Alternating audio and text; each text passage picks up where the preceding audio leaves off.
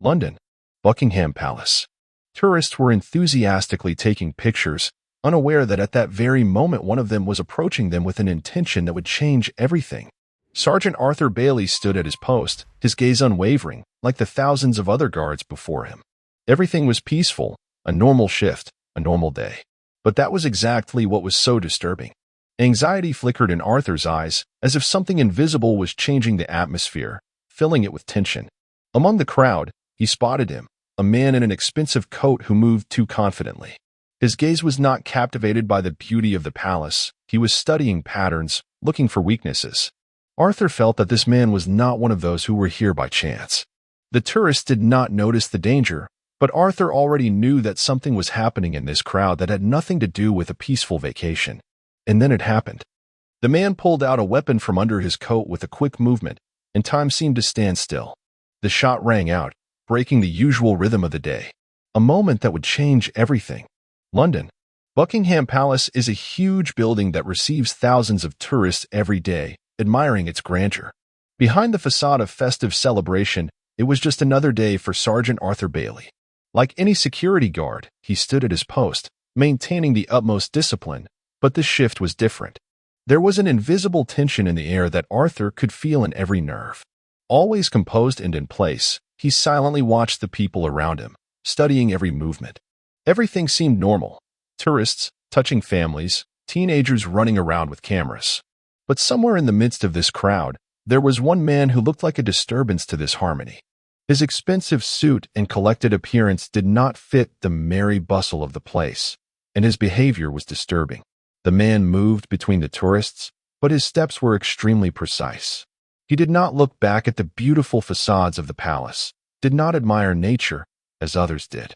His gaze was absorbed in something much more important. He was closely watching every step of the guards, noticing details that remained invisible to most people. Arthur held his gaze on the man, feeling his heart speed up. His instincts, honed by years of service, told him that this was no casual tourist. He wasn't here to admire the architectural beauty. He wasn't here to just pass through. This man had other intentions. The sense of danger was growing with every passing second. While trained and armed with experience, Arthur could already sense that something was going wrong. But he did not move. His gaze remained unwavering, although he could feel the inner tension in every cell of his body. His place was at this post, and he had no right to retreat. The tourists around him did not suspect that they were witnessing a possible incident. For them, it was just another day in London. But for Arthur, this day could have ended differently. And then the man took a step closer.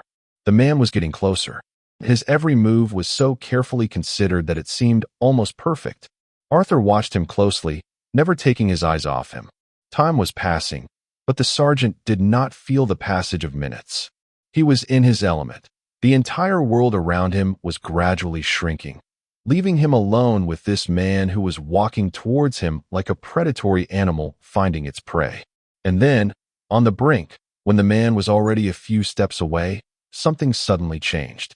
The tourists standing nearby didn't notice anything suspicious, absorbed in their own bustle. As usual, they were enjoying the views and taking pictures, completely unaware that something extraordinary could happen right here and now. But Arthur knew that it was his duty to remain calm and prevent panic. The man took another step and stopped, right in front of him. Now they were at a distance that allowed him to hear his words, although the tone of his voice was designed to ensure that no one else but Arthur could hear them. He began to speak, but these were not the usual tourist comments. His voice sounded cold, mocking, and Arthur felt every word hit him like a heavy blow. "Yes, it's all wonderful," the man said, gesturing to the majestic palace. "All of this is a farce. What you are guarding are empty symbols, a legend that has no basis in reality."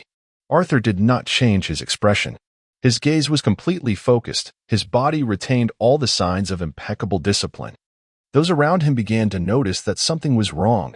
Other tourists looked around uneasily, sensing the invisible tension that had grown in the air.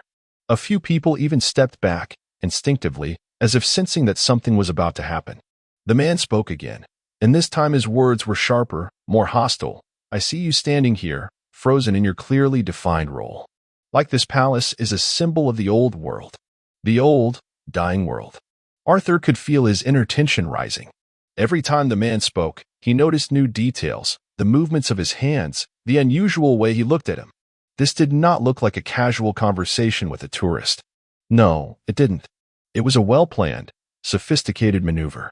With every phrase he said, filled with anger and hatred, Arthur realized that he was not just facing a person with different political views. He was someone who came with a specific purpose. And it was then that he saw a movement. His hand went under his coat. Arthur's heart sank for a moment, but he remained as calm as ever. He knew he could not afford to be frightened or even to react too quickly.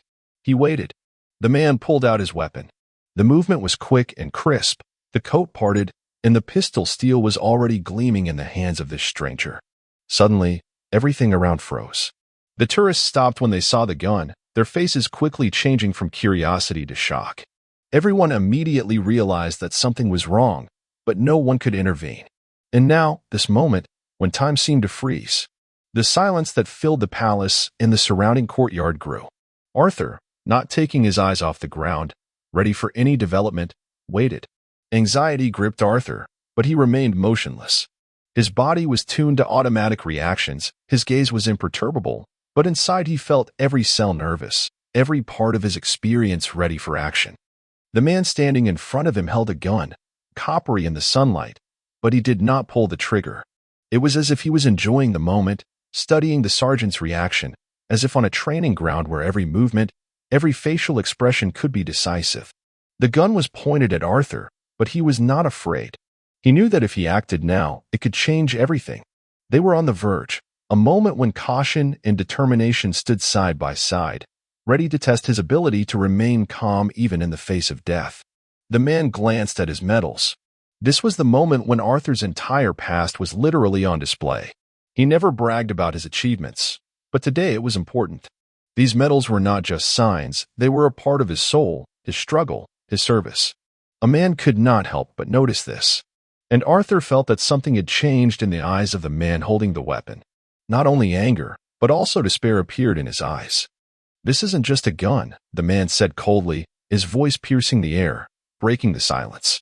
"And you're here, just the last barrier to this falling world." Arthur did not answer. His answer was in the way he stood. There was some great power in his silence, because this silence meant that he would not let fear overcome him. He stood like a symbol, firmly, absolutely unshakably. The man moved the gun closer, but something in his eyes changed. His gestures no longer had that cold, confident control.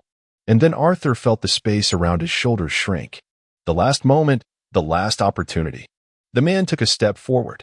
Barely noticeable, but enough to attract attention, his hand reached for his gun. And in the same second, the sergeant acted. His reaction was lightning fast. A few seconds. He did not allow himself to doubt. The hand holding the gun did not even have time to make the final movement. Like a stone shifting in a river, suddenly, coldly, quickly. Arthur instantly grabbed the man's hand, his fingers clasped around the barrel like an iron cage.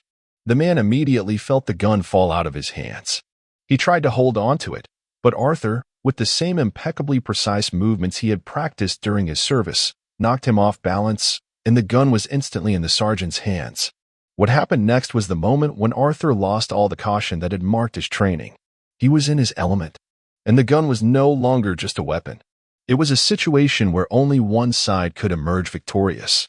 "You seem to have planned a lot, but it all ends now." His voice sounded calm, as always, but it had more determination than it had in a long time. And it was at this moment, when he was in control of the situation, that the man made another attempt, and his face, now trembling, with an expression of horror and despair, became dark with blood. He realized that this was not just a conflict with the guard, it was the end for him. The end for his plans. The tourists retreated. Now they were not just taking pictures. They saw a real threat, a real danger. They saw how everything changed in a moment, and how in a second Arthur became who he was again, a fearless guardian of the crown, ready to stop any attempt to disturb the peace. The man clenched his teeth in pain, his hands trembling. He could not even say the words that remained on his lips. Only a short wheeze and groan as he fell to his knees, realizing his defeat. The man, still holding his broken nose, tried to raise his head. Eyes filled with despair and anger were directed at Arthur, but he had no doubt. This wasn't just a physical fight for a weapon, It was a fight for control. And he had won. Everything went quiet around him. Tourists retreated even further, some trying to hide, others processing the situation through their phones, trying to make at least one video that could explain what was happening. But what they were seeing was too unpredictable, too scary. They witnessed not just an ordinary incident, but a threat that was immediately neutralized by a professional. Arthur stood there, sustaining the moment, not allowing any emotion to show on his face. He had no right to show weakness. The gun was in his hands, and he began to carefully examine the weapon. He immediately realized that it was not an ordinary model. It was a weapon used in special operations, customized to meet specific requirements. Every element, every curve of the gun spoke of experience, of skills that gave this man all the cold confidence that was in his movements. The weapon was not standard, and that made Arthur even more wary. As the man tried to regain control of his breathing, trying to gather his strength, his nerves seemed more and more hopeless. He didn't even try to raise his hand to take possession of the gun again. He already knew it was too late. He had no chance. "What now?" he asked, quiet desperation in his voice. His defeat was inevitable, and he felt it in every cell of his body. Arthur did not answer. He just looked at him, feeling the tension around him dissipate. This was his moment.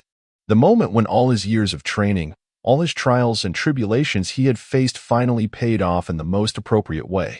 There was no resounding victory, no useless theater, just clarity and professionalism, standing up again for what was important. The man standing before him had a series of dangerous plans behind him. He knew that his action could be fatal, but it was too late.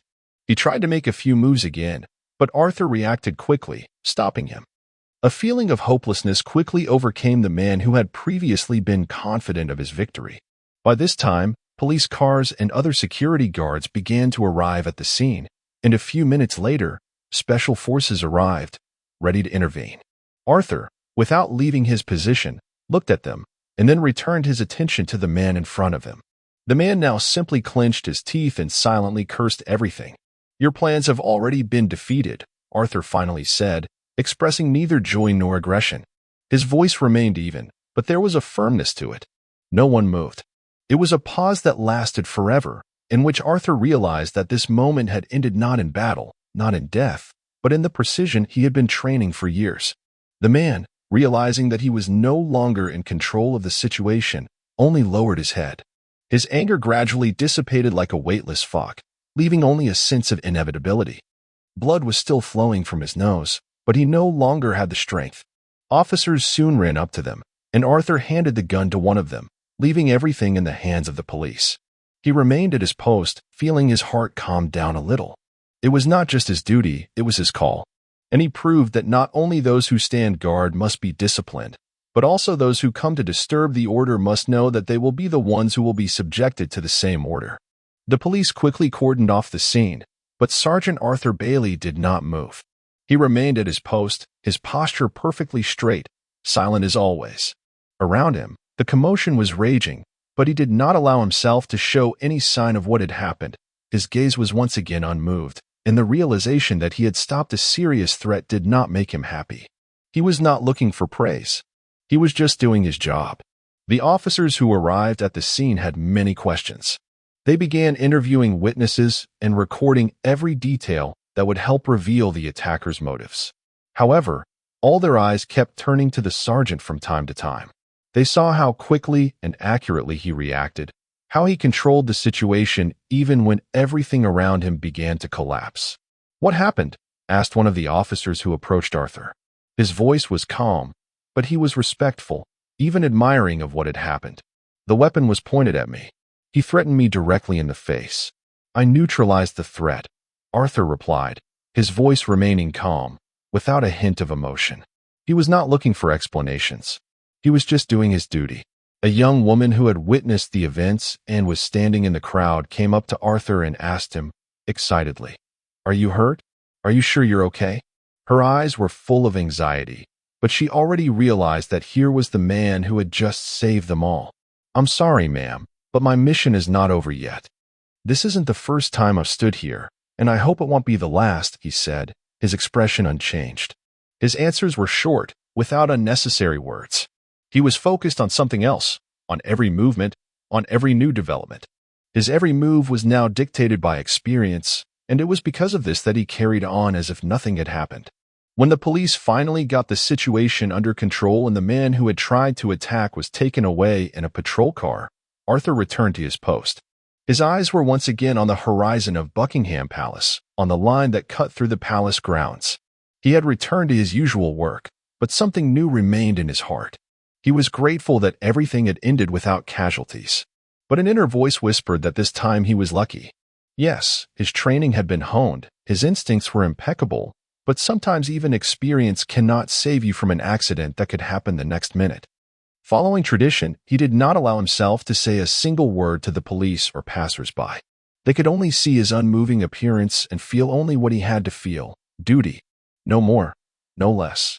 His gaze dropped again to the stones of the palace square that had witnessed this event, and for a moment he felt deep gratitude to all those who, like him, were ready to stand and keep order, not only in palaces, but also in hearts. In the most difficult moments, this was his place. It didn't matter how many years of service he had. This remained his task: to stand here, to uphold the traditions, and when necessary, to protect. In the silence that returned to the square, there was only one guard, and he already knew that today he would have to face new challenges again. But for him, this was the norm. He was ready.